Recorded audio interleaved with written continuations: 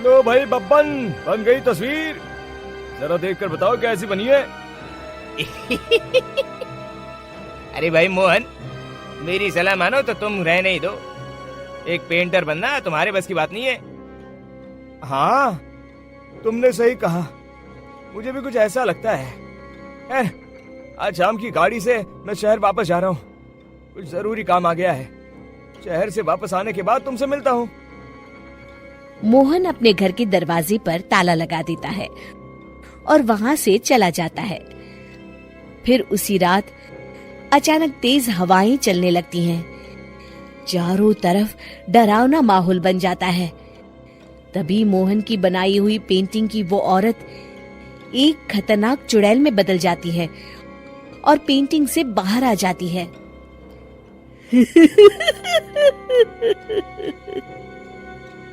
चुड़ैल घर के बाहर चली जाती है। वहीं दूसरी तरफ दो चोर लाला सुखीराम के घर से चोरी करके भाग रहे होते हैं। दोनों भागते भागते गांव के चौराहे के पास पहुंच जाते हैं। तभी अचानक वो चुड़ैल उन दोनों के सामने आ जाती है।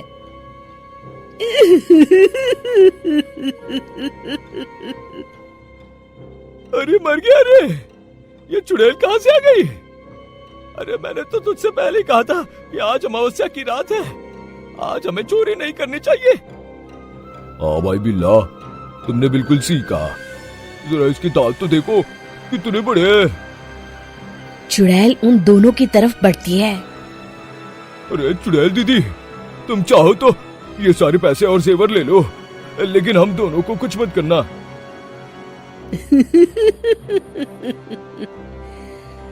पैसे और जेवर के लालच में तुम इंसान बिकते हो, हम चुड़ैल नहीं।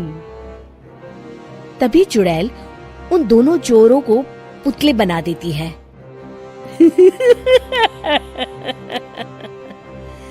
मैं किसी को नहीं छोड़ूंगी, अब कोई मुझसे नहीं बच सकता।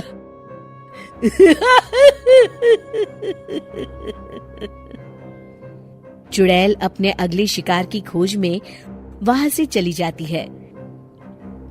गांव की दूसरी ओर जाने पर चुड़ैल को हरिया, बिरजू और बब्बन दिखाई देते हैं। आज संडे है, आज कपिल शर्मा शो देखने का दिन है। जोर से बोलो। आज संडे है। मैंने नहीं सुना।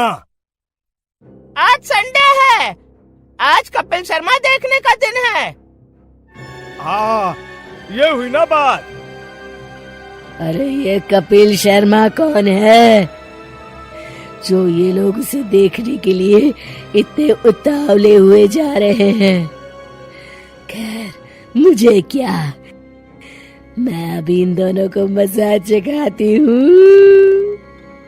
चुड़ैल तेजी से उड़कर उन तीनों के सामने आकर खड़ी हो जाती है।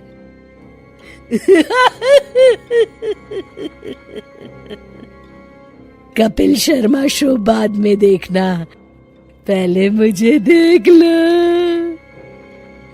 बब्बन चुड़ैल को देखते ही पहचान जाता है। अरे ये तो तस्वीर वाली औरत के जैसी दिख रही है, मुझे अभी नहीं मरना है। अरे भागो रे। तीनों वहां से भाग खड़े होते हैं। बब्बन तो किसी तरह अपनी जान बचाकर वहां से भाग जाता है, लेकिन हरिया और बिरजू को चुड़ैल पकड़ लेती है और उन्हें पुतला बना देती है। फिर चुड़ैल बब्बन को पकड़ने के लिए उसका पीछा करती है, लेकिन बब्बन उसे कहीं नहीं दिखाई देता। अरे वो मोटा तो बड़ा तेज भागता है, शायद उस तरफ गया होगा। बब्बन एक दीवार के पीछे छुपकर बैठ जाता है और चुड़ैल उसके सामने से आगे निकल जाती है। बाल बाल बच गया। अगली सुबह बब्बन सभी गांव वालों को सारी बात बता देता है।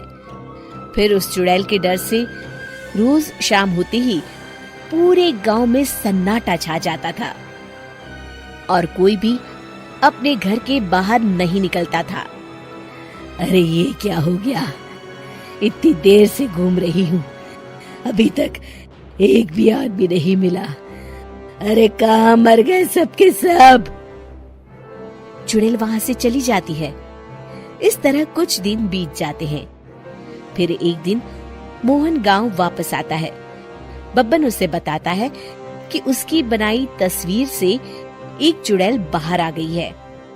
मोहन समझ जाता है कि ये कोई आम कागज नहीं है। वो जो भी उस कागज पर बनाएगा वो असलियत का रूप ले लेगा। अरे मोहन भाई, अब तुम क्या करने वाले हो? मेरे पास एक बहुत बढ़िया तरकीब है। मैं इस कागज पर उस चुड़ैल की एक ऐसी तस्वीर बनाऊंगा जिसमें वो तपती धूप के नीचे खड़ी दिखाई देगी, और फिर जैसे ही सवेरा होगा वो चुड़ैल इस कागज से निकलकर बाहर चली जाएगी और सूरज की तेज धूप में जलकर राख हो जाएंगी। मोहन बिल्कुल वैसे ही तस्वीर बना देता है और जैसे ही सवेरा होता है वो चुड़ैल कागज से निकलकर बाहर धूप में चली जाती है और सूरज की गर्मी बर्दाश्त नहीं कर पाती और जलकर राख हो जाती है।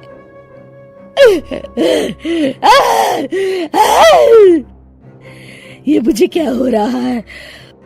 मैं सूरज की रोशनी बर्दाश्त नहीं कर सकती।